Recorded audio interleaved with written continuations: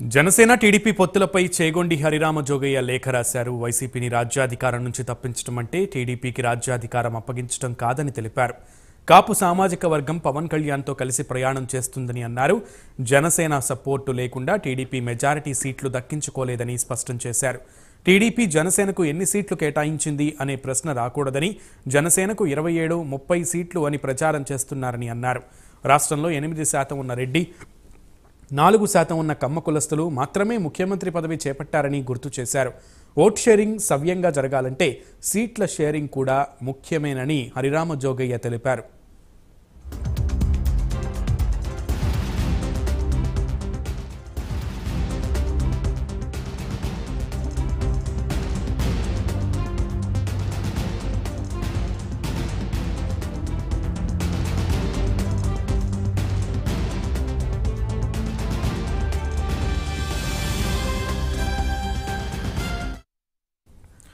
Right, రాష్ట్రంలో జరుగుతున్నటువంటి ప్రచారానికి సంబంధించి హరిరామ జోగయ్య స్పందించారు. చంద్రబాబు నోటి నుంచే 2.5 సంవత్సరాలు పవన్ కళ్యాణ్ సీఎం పదవి ఇస్తానని ప్రకటించగలరా అంటూ కూడా ఒక ప్రశ్నను సంధించారు. అలాగే కొన్ని విషయాలను, ముఖ్యంగా పవర్ షేరింగ్ విషయం గురించే ప్రధానంగా ప్రస్తావించినట్లుగా తెలుస్తోంది. పూర్తి సమాచారం మా ప్రతినిధి రాంబాబు అందిస్తారు. రాంబాబు. Thank you Sunil.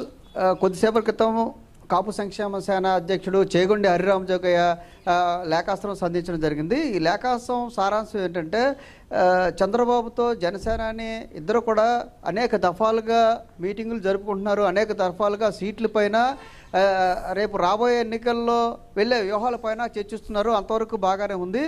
అయితే కొన్ని పత్రికలు, కొన్ని మీడియా మాత్రం కేవలం జనసేనకి 27 సీట్లు ఇస్తుంది, అదే రకంగా 37 సీట్లే కేటాయిస్తున్నారంటూ కూడా పేర్కొనడం అనేది మంచి పద్ధతి కాదు అని కూడా పేర్కొంటున్నారు. అదే రకంగా ముఖ్యంగా రాష్ట్రంలో ఇప్పటివరకు 2 కులాలు మాత్రమే రాజ్యాధికారాన్ని చేపట్టాయి. ఒక దామోదరం సంజయ్ తప్ప మిగతా జనాభాలో 8% ఉన్న రెడ్లు, 4% ఉన్న కమ్మ సామాజిక వర్గం వాళ్ళే అధికారాన్ని చేపట్టారు. బడుగు బలహీనులకు రాజ్యాధికారం అనేది ఎప్పుడు కూడా ఆశగా అలాగే మిగిలిపోతుందనే పరిస్థితులు అయితే ఉన్నాయి.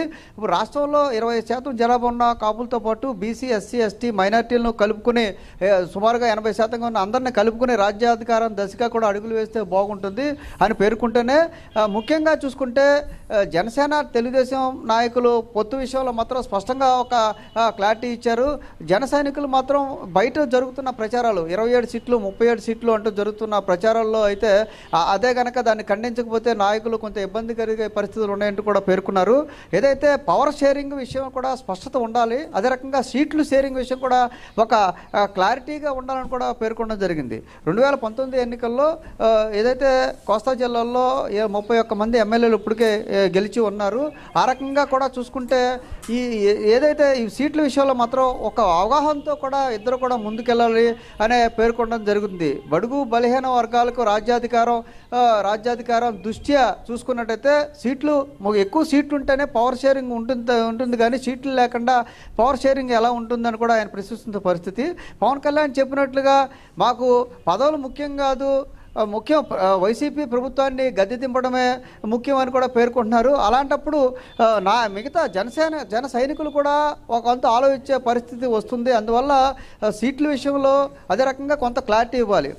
మరే ముఖ్యంగా చంద్రబాబు నోటి నుండి 2.5 సంవత్సరాలు పవన్ కళ్యాణ్ సీఎంగా ఉంటారు అని ఎన్నికల ముందు ఏమన్నా ప్రకటించే ఉద్దేశం ఉందా అంటూ కూడా ఆయన ప్రశ్నిస్తున్న పరిస్థితి అయితే ఉంది. ఇలాంటి పరిణామాల నేపథ్యంలో ప్రస్తుతం ఎవరైతే జనసేనని చంద్రబాబు నాయుడు కలుస్తున్న విషయాలకు సంబంధించి హరిరామ జోగయ్య అసలు లేఖ అయితే చర్చనీయాంశంగా మారింది. కొన్ని మాధ్యమాల్లో కొందరు కావాలని చేస్తున్నారా, అలా చేయటం వల్ల ఇరువురికి కూడా నష్టం జరుగుతుంది. ముఖ్యంగా ఏదైతే ఓట్లు యొక్క షేరింగ్ విషయంలో మొత్తం అందరూ కూడా గంపగుత్తుగా వేయాలన్నా ఓట్లు షేరింగు, అదే రకంగా సీట్లు షేరింగు, రాజ్యాధికారం షేరింగ్ అనే ఒక సమపద్ధతిలో జరిగినప్పుడే ఇరువురికి బాగుంటుంది. వైసీపీ ప్రభుత్వాన్ని గద్దె దింపి జనసేన తెలుగుదేశం కూటమి అధికారంలో రావాలని ప్రయత్నాలు చేస్తున్న క్రమంలో పూర్తి స్థాయిలో ఏదైతే సీట్లు కూడా ఒక సక్రమ పద్ధతిలో జరిగినప్పుడే బాగుంటుందని జన సైనికుల యొక్క అభిప్రాయంగా ఆయన పేర్కొనడం జరిగింది. అదే రకంగా సామాజిక పరంగా చూసుకుంటే అన్ని సమాజంలో ఉన్న అన్ని వర్గాలను కలుపుకుని ముందుకెళ్లేందుకే పవన్ కళ్యాణ్ వచ్చారు. బడుగులకి రాజ్యాధికారం అందుతుంది అనే ఉద్దేశంతో అటు జన సైనికులు ఎంతో ఆశగా ఎదురు చూస్తున్న పరిస్థితి అయితే ఉంది. ఈ నేపథ్యంలో సీట్లు కరెక్ట్గా మినిమం 50కి తగ్గకుండా సీట్లు ఉంటే బాగుంటుంది, సీట్లు ఉన్నప్పుడే పవర్ షేరింగ్లో కూడా అవకాశం ఉంటుంది అని జోగయ్య తన లేఖ ద్వారా వివరించడం జరిగింది. Right Rambabu, thank you.